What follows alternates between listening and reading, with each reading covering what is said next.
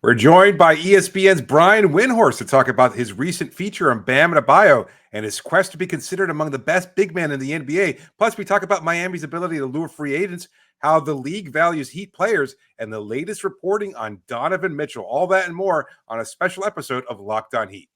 You are Locked On Heat, your daily Miami Heat podcast. Part of the Locked On Podcast Network, your team every day.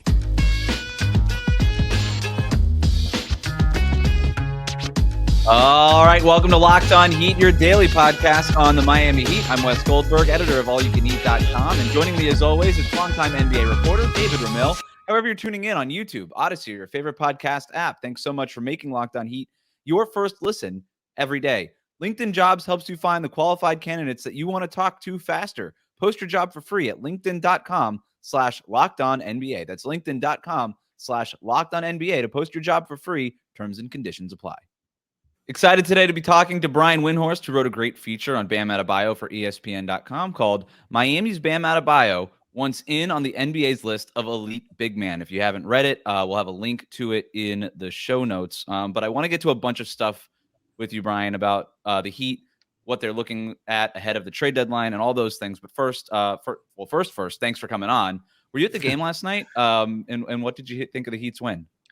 I was not at the game last night. I am recovering from a fall earlier this week where I cracked some ribs. Oof! Wow. And so I am in LA, and I am on the I'm on the injury list. I guess I was doubtful. I don't know. 6 to 8 weeks. Yeah, I know. I'm afraid. I've actually been texting with some NBA players who I know have had this injury, and the reports back are not good for what I'm in. What I'm in for. So. So no, I didn't get too high. I wasn't at the game, but I watched it. And, at ESPN, I don't know if you heard, but we sometimes talk about the Lakers. So we broke it down in agonizing detail for the last, 17 hours. So, yeah.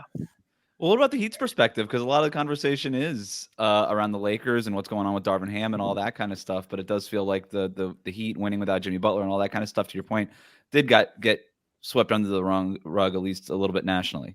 Well, it was a little bit difficult for Darvin Ham to come out and say, well, the reason we're 17 and 18, these are, I'm paraphrasing, he didn't actually say these exact words, but, we've had all these injuries, we've had to change our lineups, and, it's been really hard. And it's like, okay, I mean, that's a reasonable explanation, but the Heat started their 19th lineup. The Lakers started their 10th. And, quite frankly, I mean, I really think highly of Nikola Jokic. Got to see him really star this summer in Manila. So I'm not surprised by him. I'm a believer in his future. But, still, they started a guy who was playing in the G League a couple weeks ago. Right. Yeah. And, I know Jaime Jaquez isn't your average rookie, but still he's a rookie. Mm-hmm. And, you're playing 8 guys, and you're basically playing zone because you're trying to hide. A couple of them are terrible defenders. And the Heat won the game, kind of going away on a night when they didn't even – like, look, if Tyler Hero goes 12 of 15, if Duncan Robinson has one of his hot nights where he goes 7 of 9 from 3, well, look, it happens. But the Heat didn't even shoot the ball well. They just stitched it together and won, which is what the Heat do. And so it was just the wrong night for Darvin to make that to offer that up as a reason why they're not better, because and by the way, the players, at least, some of the standout players, they were basically not using it as an excuse. But, the Heat believe in that they have enough. That's their mantra. Sometimes it's not true, but that's their mantra. And on this night it was. And, you can say a lot of stuff about the Heat, but you can't say you don't respect them. And you got to respect the way they approach the game. And I swear Eric Spoelstra loves winning games like that more than he does full power. Oh, yeah. 100%. 100%. I was just thinking last night as he was getting on that bus leaving, I'll bet he had one of those, bleep-eating grins right on his face. Just like a little Tiger Woods fist bump, just like a little one in the front seat. Big dog, yeah, big dog to Nikola Jokic, big dog. You mentioned the word respect there, and that ties right into the story that you just wrote about Bam. And I want to ask you about a specific thing in the story that I don't even know was the best part of the story. I don't know that it was even the most interesting part of the story, but it's just the one that I read it and it immediately stuck with me. And I've kind of been thinking about it. You were talking with Bam and about some of his goals and what he wants to do to get better and kind of be in that conversation with the elite big men in the NBA. And he says, I'm looking at my stat line and I'm like, how can I be better? And he goes on to list his averages before and what he could do now. He says, can I average 23 points? Can I average 11 rebounds? Can I get to 5 assists instead of 3? Instead of 0.8 blocks, how do I average 1.4? Yeah. And Brian, I don't know if you had the same reaction as I did, but quite frankly, I didn't even know that Heat players knew that they recorded individual stats in the box score because they just never talk about those things, right? It's always about heart, hustle, get on the floor, dive for loose balls, team wins are the only stat. And so to hear Bam talk about that quite openly was jarring. And I think it's the reason why it's sticking with me. What was your reaction when you heard that? Obviously, you thought it was important enough to include in the story. I liked when he said, I don't want to average 0.8 blocks. I want to average 1 point something because Right. it's a weird thing to say. I don't want to average 0.8 something. Yeah, I mean, the thing about Bam is I think he's very perceptive and he's very aware and he knows the score. Like, I think the way he plays a very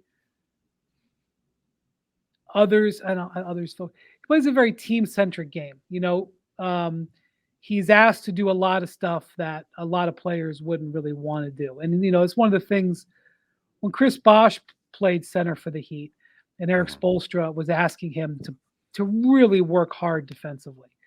It kind of wore Bosh out. You know, Bosh was already playing center, which he didn't really want to do. Mm-hmm. And he was already kind of playing a style he didn't love. And they just were making him trap on pick and rolls, and it required him to move his behind so much. And it was exhausting. You know, and Eric Spoelstra asked him to do that in November. It's one thing to do that in game 4. Right. And they're obviously a lot different players, but what the Heat asked Bam to do it's a lot. You know, they asked him to do a lot on defense. They asked him to do a lot on offense. And sometimes he just takes it in the chin. He is undersized like 90% of the he's either undersized or slower than the guy who's defending. Mm-hmm. And like it's just expected he's going to do it. And, you know, like he is never going to have the profile of Jokic and Embiid or Anthony Davis. It's just not going to happen. I mean, he wants that profile. He wants that money. I mean, I don't think it's like driving him the money, but I mean, you know. Sure. I asked him about it and he gave a very affirmative answer about wanting to get the Supermax. And I just, you know, so you don't get that, you don't play that way without being, you know, team focused and perceptive to know like this is how I'm going to work. And this is a guy, it was funny when he was talking about he knows that Eric Spoelstra, he knows when he's laying awake in his hotel room after a loss, he knows Eric Spoelstra is always awake too. Mm-hmm. And I said, do you text him like at 4 a.m? You know, do you text him? He goes, no, I wait till the morning. But that right there is a Heat player. Who lays up after a regular season game in the middle of the night, going over a loss, and is thinking about his coach doing the exact same thing. You know, one of the things that's happened for me, this is my 21st season covering the NBA. And the more I've gone along, the more I enjoy being around the Heat. You know, I lived in Miami for a few years.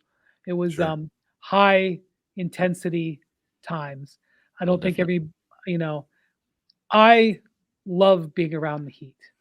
And it's, you know, in the playoffs I have the last couple of years, earlier this year, I missed him here in LA this week, but I was in Chicago with him earlier this year for a few days. And, you know, wonderfully, nothing ever changes.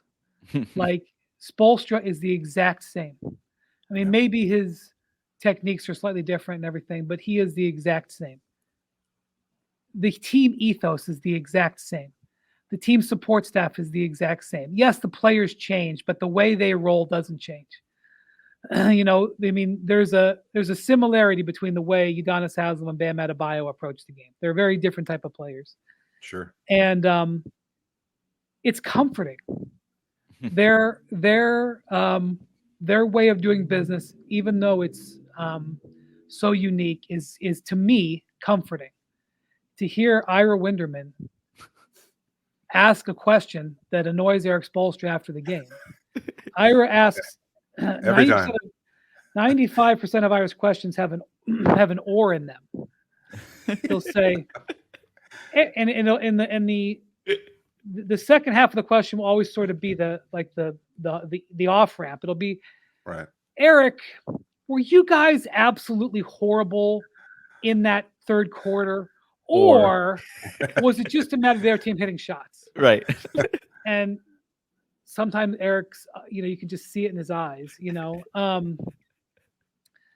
So I find the Heat like apple pie. It's they're Right. just so comforting.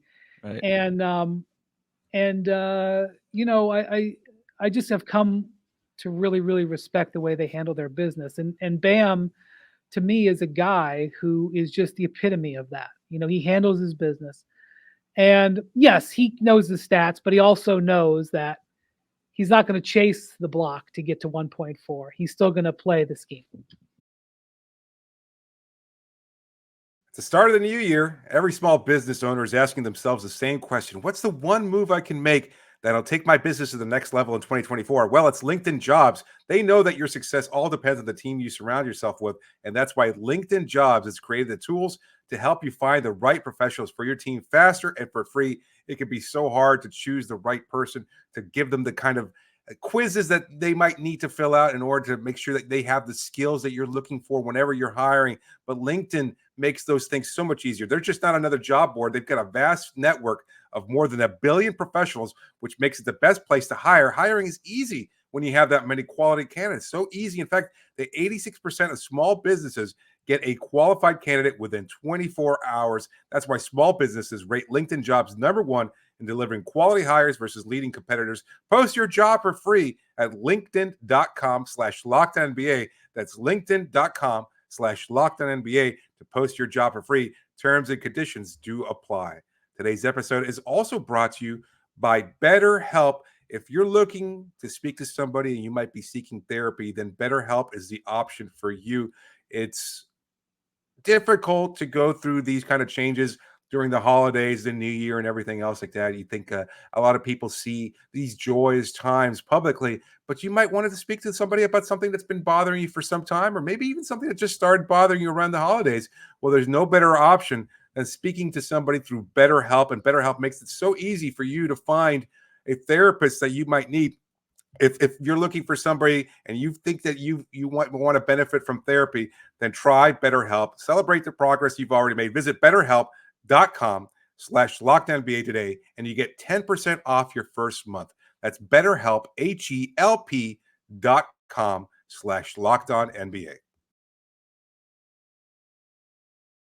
Is it fair to say that he chases those stats because he knows that those are sort of the things, like the calculations he's made is, if I get to these stats, the team will be better around me because of it? Is that really what it is? Or is it really just, I need this to make All-NBA? I don't think he's stat focused, but I think it's the way he can sort of monitor improvement. Yeah, fair enough. One of my favorite, things I had in the story, and I related it to Bam, and he actually smiled. I had talked to a scout who was one of the scouts of the teams that they played in the playoffs last year. And he basically gave me their scouting report, on Bam. And he told me, it's evolving a little bit. Although since I did that interview, the story was supposed to come out in December, and then Bam got hurt. So we waited until, there was a national TV Heat game. Basically, that's why we put the story out when we did. Sure. He was shooting a little bit more from the mid-range then than he is now. He, early in the season, he really came out and was shooting more mid-range shots. He's still shooting more than he did last year, but it's not as much as part of his game. But, he liked that. He liked that I was telling him what the scouting report is and that they may have to reevaluate that. So I think it just goes to the idea that he's in the portion of his career where he's trying to add stuff. Right. Sure. And it's not easy to do that. And yeah, if it comes along with getting the awards and getting the money, I mean, he's going to get the money. He's, he's going to get another giant contract, if not two. But I do think that it's a way for him to chart the way he's getting better. And I also think that he probably was a little disappointed by the way the finals went last year. I know he had a couple of good games. The order was impossible. Mm-hmm. What he was being asked to do in the finals. He was playing against an incredible big man at the top of his powers. But I think that he, wishes he was a little bit better equipped. I mean, I didn't even get into the story about the 2020 finals. Obviously, I mean, I didn't need to go over old ground. Obviously, when he looks back at that finals, there's a whole giant amount of what ifs for him. Right. Sure. And the whole team. But, he's just talking about this one, saying like, look, if I had just been a little healthier, maybe I would have had a better shot against Jokic. And so, he's trying. But, the interesting thing will be with the 65-game requirement, like on one hand, he's saying that he's thinking in November about June. Mm-hmm. And on the other hand, he's playing through this hip injuries to the point where Spoelstra had to sit him down and yank him out of the active list. Mm-hmm. And so, like, that's the thing. Like, he wants to make All-NBA, but he also wants to be healthy at the end of the season. So it's an interesting, challenge for him that, sometimes being the tough guy is willing to sit, is sitting down. Right. Where does he rank among the top candidates for Defensive Player of the Year? Because I think there's a concern from Heat fans that he's never going to be really or realistically considered for it because his defense just, as you pointed out, like he just does not accumulate those statistics to the point where if you don't watch the Heat religiously, you might not notice what Bam does for 48 minutes while he's out on the floor. So where do you think he ranks and what would it take for him in order to generate even more attention as a realistic candidate? Well, you're asking the wrong person because 2 years ago I voted for him for Defensive Player of the Year. You were right. I mean, the way I came to that was I don't remember. My memory isn't photographic like this. I was struggling with the decision. And so I called like 3 or 4 head coaches. And this is something that the coach will call you back on. Tom Thibodeau won't call you back on certain things. But if you say, Coach, tell me who is I should vote for Defensive Player of the Year, my phone rang like that. And I mean, I don't get betraying, but Thibs told me to Bam. I talked to several guys, and Bam's name kept coming up. And so, I mean, first off, what it takes to defend all 5 positions. I mean, the thing about it is, like, I don't trust my eye enough to know who the best defensive player. I mean, there's certain things that I can see and say, man, this guy really, really works hard. Like, you don't have to be a genius and an X's and O's guy to watch Drew Holiday and say, my God, what an incredible player. Or Giannis, because I think maybe Giannis isn't as good as he was a couple of years ago, but what Giannis does defensively has been pretty great. But the guys who are breaking down the film and also understand the coverages, because that's a big thing. Like, sometimes you can be quote unquote get a defensive statistic and actually not play the correct coverage. So when it comes to defensive, the all defensive teams, it used to be picked by the assistant coaches. And I would not be opposed to it going back to that. The problem is that there's so many politics. Like, the thing about media voting, anybody who wants to say anything about media voting for awards, you can say whatever you want. I promise you it's the least evil. I promise you. Because I'm telling you, one of the biggest scandalous award voting out there is the Executive of the Year, which is where the executives vote for each other. And over the course of the years, there have been some heinous stuff go on in that Executive of the Year voting, including the year that the Heat signed LeBron and Bosh. Oh, sure. They technically tied with the Bulls for Executive of the Year, but that wasn't actually true because a lot of people gave John Paxson votes and then a couple people gave Gar Forman votes.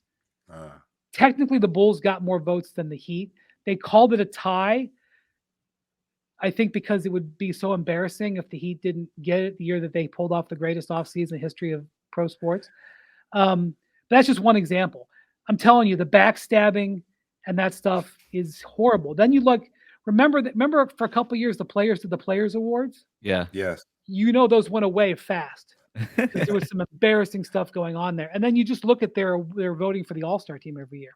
Right. They don't take it seriously. So, yeah, and like the fans, obviously, they've almost voted for Zaza Pachulia to start the All-Star game. So, yeah, I agree. It ain't perfect.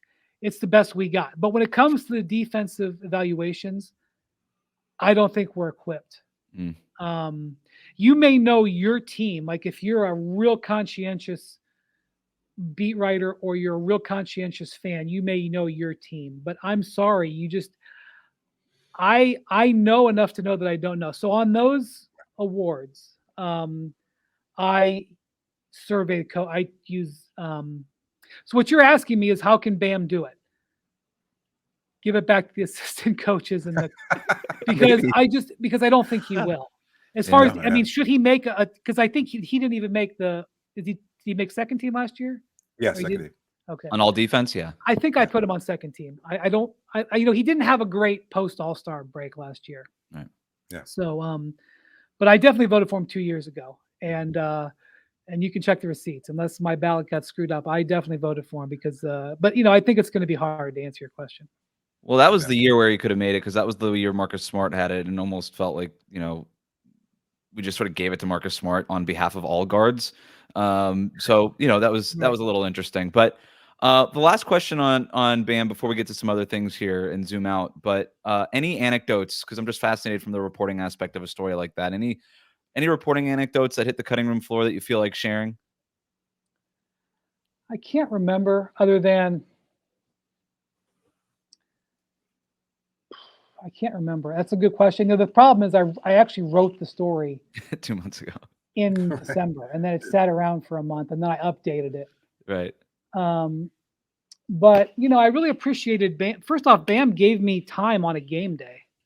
Oh yeah. Which, when I say gave me time, like we had a sit down interview on a game day.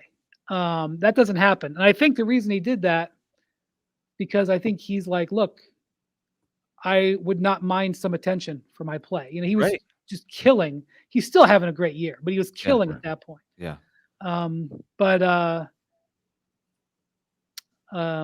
love how open he was and continues to be about, I want Defensive Player of the Year. I want All-NBA. I want all those things. Like I said, it kind of goes opposite of the Heat nature, but he can get away with it. Not everybody can get away with it, but he can get away with it because nobody questions the work ethic or the dedication or the fact that it really is like, okay, I want to win and he wants to do all that.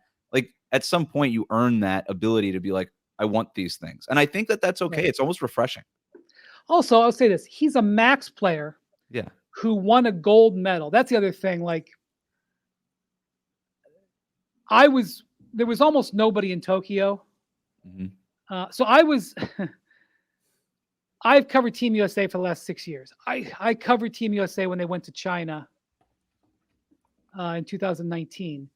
And while Greg Popovich is a very difficult person to cover, he was very kind and let us watch practices before that World Cup. And that they were still doing roster decisions. The training, now those appear to be over. It appears like they're going to name the team before training camp. But back then they had a roster fight. And frankly, Popovich alienated some people because he elevated Derek White, his point guard, off the select team over some other guys like Trae Young and De'Aaron Fox. And you notice that, they haven't been in USA basketball since. I thought Bam was killing. So this would have been the summer of 2019. I really didn't know Bam was as good as he was. And I thought Bam killed it in that training camp, and then they cut him. Right. And Bam gave Team USA a gift by not playing for Nigeria. Nigeria qualified for the Olympics. He had not played for Team USA. I believe his father is Nigerian. Yeah. I know the Nigerian team was a little bit disorganized. Mike Brown was the coach, but like I'm sure they could have got him a passport. he gave the Americans a gift. Yeah. By playing in Tokyo. And so like that Tokyo situation, my perception of it was that people really weren't paying attention to it, because if you remember, the team was training like in between, like during the finals. Right. And then they immediately went, and the Olympics was kind of off schedule, and free agency and the draft was going on. Like literally there was a practice day, and Popovich and Kerr weren't available to talk to the media because they were drafting players. So I feel like that, it's like, oh yeah, America won. Okay, cool. Well, what's on TV? Like they had to work their ass off to win that. And Bam, like, was getting, playing against all these lumbering European guys. Like I respected him. I respect anybody who was on that team and went over in Tokyo, and it wasn't like the bubble in Orlando. I understand, but it was close. Yes, they were allowed to like leave their hotel room, but we were still in Japan, and Japan was shut down. So I respected what he did there, and I had watched him go from getting cut. He could have played for Nigeria and didn't. Played for the U.S. and he brought home a gold medal. So, like, what I'll say about Bam is this: the man's played in 2 finals. He's been an all-star several times. He has a max contract. He is universally respected by his peers. Maybe if you go out and ask somebody on the street who's the best centers in the NBA, they won't list him, and maybe he wants to be in that list. Fair. But he has worked hard, and he has gotten just desserts. Maybe not everything, but I'm not going to lay awake tonight and say, boy, Bam, it's not working out for him, because I do think it is. It's very fair. The Heat are 20-14 as we sit here. That's even with Bam having missed 10. Jimmy's missed 10. Tyler Hero's missed 18 games. They're 4th place now in the Eastern Conference. Kind of looking ahead, trade deadline in February. Like, are they content with the roster? Should they be content with the roster and where everything stands? I will quote Eric Spoelstra. We have enough. Yeah. They are not one of the 3 best teams in my opinion, but I would have said that a year ago. They will remain opportunistic. Every time a star becomes available, the Heat are an option. People remember the ones that they've hit on. Yeah, they remember LeBron. They remember Bosh. They remember Butler. But the Heat have missed out on a lot of guys too. Sure. But they're in it for almost every single one. So, like they'll be in it. And, what they do is they put themselves in position to where when they connect, they'll be ready to go. And so what I would say to a Heat fan is they'll give you a team that you'll be proud to root for. Maybe they don't make it out of the first round this year. Maybe they make the conference finals. Maybe in February they trade for a superstar. Maybe they don't do it till July. It was not the greatest summer for them when they missed out on Lillard, and then he goes to the team that ensures that Giannis extends. Probably not their best day, but knowing the Heat organization, okay, we're going to keep going. That's not, they don't process stuff like that. They just keep going, and they are blessed with the fact that they're in Miami and they have those advantages. Yet they never lean on that. So they will remain a factor, and so we'll see. Spoelstra will have those sleeves rolled up. No team changes from November to July, April like the Heat do every single year. The Heat, you talk to these scouts. Typically, by mid-season or so, the scouts have the teams down. They know what they run. When they have to come back and recheck them, it's sort of it's an easier night. Not with the Heat. They have to go in fresh in March, just like they do in November, because Spoelstra does it. So, like, I don't even know what the Heat are going to look like in March. Like, even if they don't make a trade, they'll be a different team. Like, how do I know Jokic isn't going to come alive? And like, That's what people should have been in LA should have been talking about last night. They should have been talking about, not that there's anything wrong with Hood Schifino. Like, he may end up being a quality player, but Hood Schifino went 17 and Jaquez went 18. Right. And I don't even follow the draft. I don't have the bandwidth because I do the playoffs. I don't have the bandwidth right now to like know what Isaiah Collier is doing. Like, I talk to executives and I talk to scouts and I talk to like Jonathan Gavoni and he briefs me. A lot of guys, I don't even see them play until summer league. Okay. Now, obviously the top players I'm making my business, but like even doing surface level analysis, just, okay, the finals ended. I got to get ready to do some draft work. It was like, boy, Jaime Jaquez is a Heat player. So when they got him, here's the other thing, Riley spends a lot of time in LA. Chet Kammerer, who's their longtime scout, lives in LA. If you're a good player in LA, the Heat have seen you a lot of times. Right. And, it was funny. Recently, it was Bronny James's first game, or maybe his second game. Or whatever. He was playing in Auburn. And this guy that I know who works in Alabama sent me a video of Bronny warming up.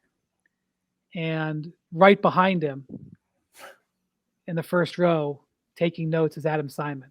The Heat are out there doing it. So as soon as I said, again, I didn't know Jaime Jaquez's game. Like, I couldn't like say, oh yeah, great pick. But like, I knew just surface level. I was like, that is a Heat player. Right. And so it's not surprising at all that he's worked out, although he's obviously better than anybody thought he would be. But I remember the first time I got to see him play in person was in Chicago this year. And he was matched up against Patrick Williams. And Patrick Williams is the guy who's picked age 19, incredible athletic gifts. Right. Jaime Jaquez is picked at age 22, not as incredible athletic gifts. But you watch and like literally Jaquez does everything better. His footwork is better. His ball handling is better. His positioning is better. And Williams is in his, and I'm not even saying this to drag on Patrick Williams. I'm just saying like these two guys are the same age. One of them's been in the NBA for 6 weeks. One of them's in the NBA for 4 years. And Jaquez like does everything more proficiently. Right. But that was interesting to see Hood Schifino and Jaquez play against each other. And so that would, it's who knows where he'll be by March. If you're trying to eat a little healthier in 2024, Hungry Root is here to rescue you from short-lived resolutions by making meal planning easy and nutritious. You can build healthy habits that don't disappear by February with Hungry Root. Listen, who doesn't want to try to start off a diet or make a resolution for themselves to eat a little healthier once the start of the new year comes around? That's why Hungry Root is the best option for you.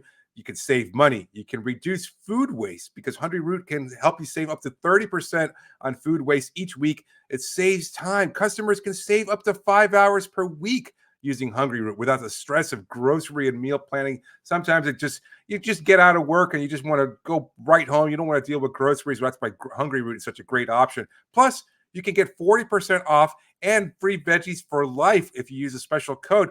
Hungry Root is the easiest way to get fresh, high-quality food delivered to your door. They've got healthy groceries and sample recipes all in one place. Take a fun short quiz, and Hungry Root will get to know your goals and how you like to eat. They'll ask what flavors you like, what kitchen appliances you use, and more. And then they figure everything that you might need with your preferences and what groceries you might get and what recipes you could use to incorporate them. Right now, Hungry Root is offering Locked On Heat listeners 40% off your first delivery and free veggies for life. Just go to hungryroot.com/lockedon to get 40% off your first delivery and get your free veggies. That's hungryroot.com/lockedon. Don't forget to use our link just so they know we sent you.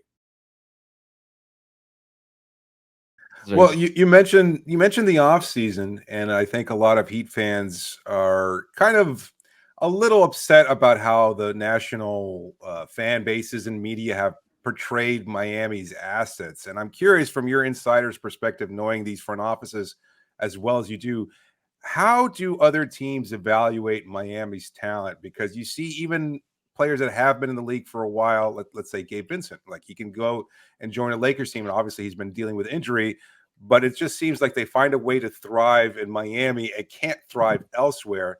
So how do other teams evaluate and value what Miami has on their roster in terms of whether or not they are actually talented enough to play at a high level? It's a mixed bag because the Heat are always careful with overpaying role players. I think Strus is doing pretty well in Cleveland. Sure. I certainly think that they appreciate his professionalism. I think he's brought a lot to them, just more than just being their starting small forward. Right. I think people from the moment that Hero signed that contract thought it was a little bit high. Now, subsequently, you've seen some other guys get paid in that realm, and it doesn't look out of line. I think the Hero contract for a guy who's viewed as a one-way player, I think Hero is what he is, but I think that contract is a little bit of an issue. And it's funny that you think about that if you were Portland, because they gave, Anthony Simons, another one-way player, not quite as much money, but, they already invested in that. But I think people like Hero. They just, they're not sure about him, although there's a ton of one-way players out there. I think every team in the league would take Adebayo in 5 seconds. I think any trade discussion with the Heat, you have to at least ask for Bam until you're told no. I think he's an extremely high value player because not only does he guard 1 through 5, but he can pull the ball off the rim and go down and start your offense. That's the new frontier. Big men, it was expected that, okay, big men, now you must shoot. Well, now big men play like Nikola Jokic, get the rebound, go down. And even if you can't start the offense like Bam can, go down there and operate the offense, be a creator. So I think Bam is, I know Bill Simmons used to do that trade value thing. Mm-hmm. Bam would be way, way up. In my view, he's probably the most valued player on the Heat. I would value Jovic. I saw Jovic shoot the hell out of the ball in Manila. And I know he is so young and he's got a lot to work on. He's 6'10". Right. He's 20. And I would never, ever, ever put myself up as a personnel evaluator. I know what I don't know. But if I was looking at the Heat and I was having a trade conversation, Jovic is way high up there. Jovic, Jaquez, Bam Adebayo, 3 extremely valued pieces, without question. After that, you could get into a debate. They have a couple of firsts that they're still holding on to. But what they have really is the expiring contract. Right. Is Kyle's expiring contract. So we'll see if that yields anything. But that's those are I rank without doing serious research into it. That's off the top of my head. Yeah. Last question, Brian. We really appreciate the time here, but we have to ask Donovan Mitchell. You've been all over this story. What's the latest on him? Is this something that could happen before February? Is this more of an off-season topic? What do you got? So I don't know if you got. I'm sure you guys did, but this season, before the season, Calvin Booth from the Nuggets gave this interview to the Ringer to Kevin O'Connor. Yeah, right. It's probably the best. If it's not the best, it's one of the best interviews I've ever seen an executive give. Now, he apparently thought some of it was off the record. Yep. But in that thing, he said overlap is a silent killer.